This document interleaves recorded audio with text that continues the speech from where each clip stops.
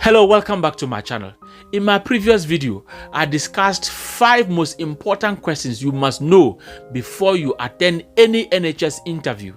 In this video, I shall still discuss 5 most difficult questions you will encounter if you attend any NHS interview. Stay tuned as we delve deeper into these questions and the possible answers you will give to be able to land the job you want in the NHS. Stay tuned and let's begin. Applying for a job in the NHS can be as daunting as it can be, but getting the opportunity to be invited for an interview is a great privilege. If you have been invited for an interview already, congratulations, you are halfway there. But remember that there are questions that you may encounter in your interview that you may not know the answers. As someone who has attended many NHS interviews and as someone who has also sat in a panel and interviewed prospective NHS employees, I have collated 5 most difficult questions that you will encounter if you are attending an NHS interview. Number 1, what is your greatest weakness? Many people often downplay this particular question, but this question is used by some employers to be able to get you to say certain things about yourself that you ordinarily would not let out. When they ask you about your greatest weakness, they are not asking you to tell them about those flaws that you yourself know that they are flaws and it affects everyone. They don't expect you to talk about alcohol as your greatest weakness, or women, or men, or money, or anything. What they expect from you is to be able to talk about some of the things someone may call a weakness, but in other sense, it is a benefit to the company and it's a positive attribute that all employees should have.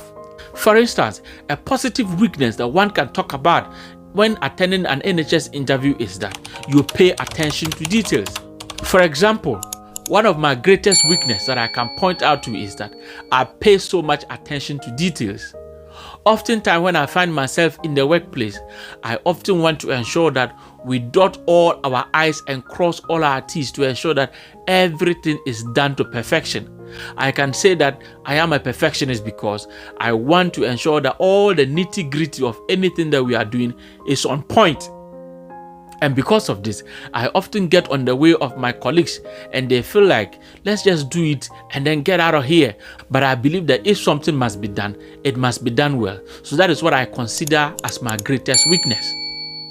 Another thing you can talk about being your weakness is that you often want to get all your work done before you leave the office or the workplace. And because you often want to get all your work done before you go home, you end up doing more time. You end up spending more time in the workplace than it is supposed to be. So that you will also consider as a weakness. You will understand that from the above examples I have given, although they seem to be weaknesses that people may have, but all those weaknesses actually are a benefit to patients and a benefit to the company that you are working with. So those are examples of things we can consider as positive weaknesses. Number 2, you can be asked a question: what kind of leader do you think you are? This is a question to be able to test your leadership skills, to know whether are you someone who is capable of rising through the ranks to become a leader. In the NHS, everyone is a leader in their own right. You are a leader if you are working as a nurse because you are going to be taking care of patients. You may have students working with you. You may have healthcare assistants working with you. You may have all other people working under you, so you are a leader in your own right. If you are a doctor, a pharmacist, or whoever you are working in the NHS, you are also a leader. So they want to find out what leadership skills set you apart from the rest of your colleagues. So the number 1 leadership skills that you can talk about is that you are someone who listens. You listen to people when they give divergent opinions. You do not only listen, but you also take constructive feedback from your followers. For instance, if the healthcare assistant is not happy with the way things are done in the ward and they draw your attention to it, do you pay attention to whatever they say? A leader should be someone who listens to his followers. So that is a key attribute of an effective leader. Another leadership quality you can talk about is that you are a team player. You are able to work well with everybody from different diverse backgrounds. You are able to work well with teams and you are able to coordinate the activities of different people from different backgrounds. Then you can also talk about your communication skills. Communication skills is very, very important when you are talking about a leader. A leader with poor communication skills will not be able to carry and convey his ideas to his people. He will not be able to convince his followers to follow the ideas that he has. No matter how excellent a leader may have ideas, if this leader is not able to communicate them, the leader is bound to fail. Another quality of a leader that you can mention is that you are a person who engages in self-reflection. At the end of the day, when you close from work or after an event, you sit down to analyze yourself. What did you do right and what did you do wrong? What will you do when you are given the opportunity next time? These are the things that define a leader in the NHS. So if you are asked the question, what kind of a leader you are, you should talk about your communication skills, your organization skills, your ability to take feedback from your followers, and your ability to communicate and coordinate the activities of members of your team. Number 3, where do you see yourself in the next 5 years? Many employers who are employing people want continuity in their workplace. They do not want to employ you today and tomorrow you are leaving the organization. They do not want to employ you, give you all the training and all the equipment that you need to be able to work, and in few months' time you tell them you are leaving. They want to ensure that the person that they are recruiting is one who has long-term plans with the organization, one who has the potential of self-development. When you get the job, are you prepared to move up the ladder? Are you prepared to engage in more education? Are you prepared to engage in further studies to be able to develop your skills and your potentials? Or you are one that when you are employed, you are comfortable where you are and you don't have plans of developing yourself? So this question is for you to be able to share with your interviewer those things that you want to do. Tell them that you will use every opportunity available in the workplace to develop yourself. You will want to grow in your profession and follow the ladder and get to the very top as possible. Tell the employer you will stay as long as it is possible in the organization and you don't have plans of leaving. If you give this employer this particular assurance, they will know that they can invest in you, and when they do invest in you, you will give them all the needed returns that they require. So when you are asked the question, where do you see yourself in the next 5 years?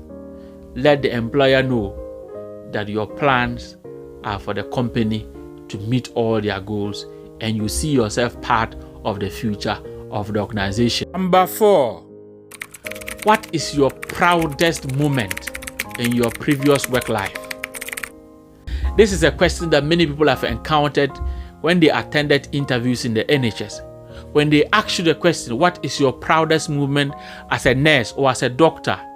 You should talk about those moments that you made an impact in the life of someone. Think about the situation that you were able to save the life of someone who was suffering, how you were able to help someone who was in need, who couldn't do something. Share that particular moment. Let the interviewer understand that you have compassion, you have respect and dignity for the people you are working with. If you bring those examples, it will inure to your benefit. So when they ask you your proudest moment, remember to bring scenarios that you were able to bring about smiles in the lives of people. The last but not the least question is, why do you think you should be given this job? Why do you think you are the best person qualified for this job? This is a question for you to market yourself. It's a perfect opportunity for you to highlight your key core skills that sets you apart and that distinguishes you from your peers. When they ask you, why do you think we should give you this job? Tell them that I think you should give me this job because I have good communication skills, I have good teamwork spirit, I am highly motivated, and I'm enthusiastic about working and producing results.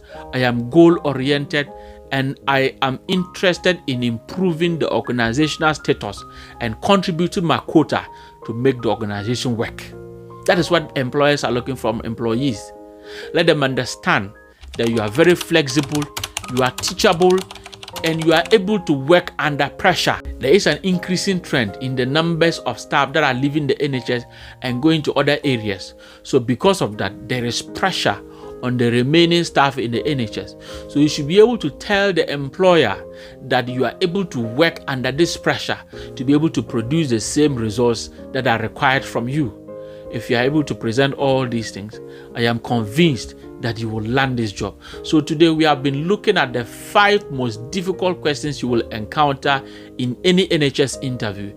And I believe that with these answers, you will be able to convince the interviewer that you are the best candidate for this job. And when you attend the interview, be as confident as possible. That is a bonus tip.